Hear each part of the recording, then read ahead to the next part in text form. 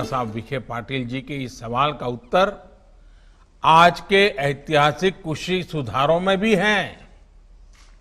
आज खेती को, किसान को अन्नदाता की भूमिका से आगे बढ़ाते हुए उसको उद्यमी बनाने, एंटरप्रेन्योरशिप की तरफ ले जाने के लिए अवसर तैयार किए जा रहे हैं। चीनी में जो चमत्कार महाराष्ट्र में हुआ,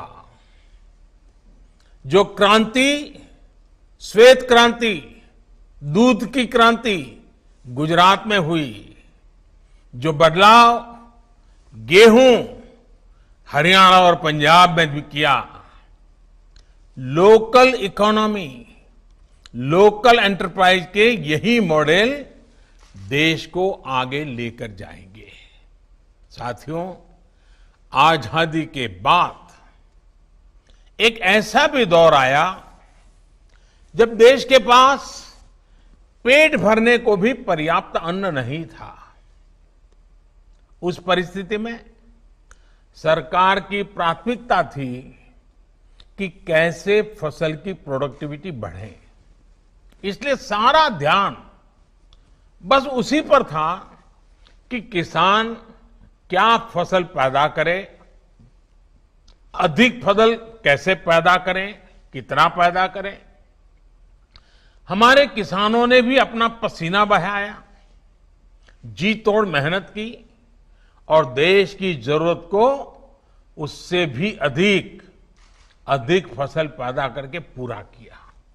लेकिन प्रोडक्टिविटी की इस चिंता में सरकारों का, नीतियों का ध्यान किसान की प्रॉफिटेबिलिटी पर गया ही नहीं। किसान की आमदनी लोग भूल ही गए। लेकिन पहली बार अभी सोच को बदला गया है। देश ने पहली बार किसान की आय की चिंता की है, उसकी आय बढ़ाने के लिए निरंतर प्रयास किया है। चाहे वो एमएसपी को लागू करने, एमएसपी को बढ़ाने का फैसला हो, यूरिया की नीम कोटिंग हो, बेहतर फसल बीमा हो, सरकार ने किसानों की हर छोटी छोटी दिक्कतों को दूर करने का प्रयास किया है। पीएम किसान सम्मान निधि योजना से किसानों को छोटे छोटे खर्चे के लिए दूसरों के पास जाने की मजबूरी से मुक्ति दिलाई है। इस योजना के तहत 1 लाख करोड़ रुपए सीधे किसानों के बैंक खातों में ट्रांसफर किए जा चुके हैं। कोई बिचौलिया नहीं।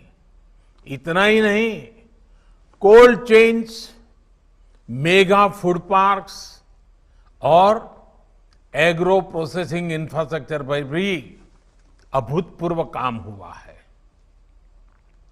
गांव के हाटों से लेकर के बड़ी मंडियों के आधुनिकीकरण से भी किसानों को लाभ होने वाला है।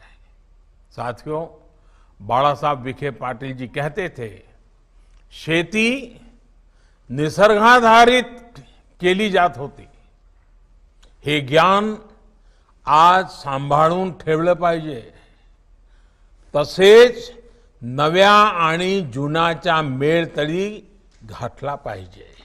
यानी पहले के समय खेतीबाड़ी प्राकृतिक स्थितियों को ध्यान में रखते हुए की जाती थी।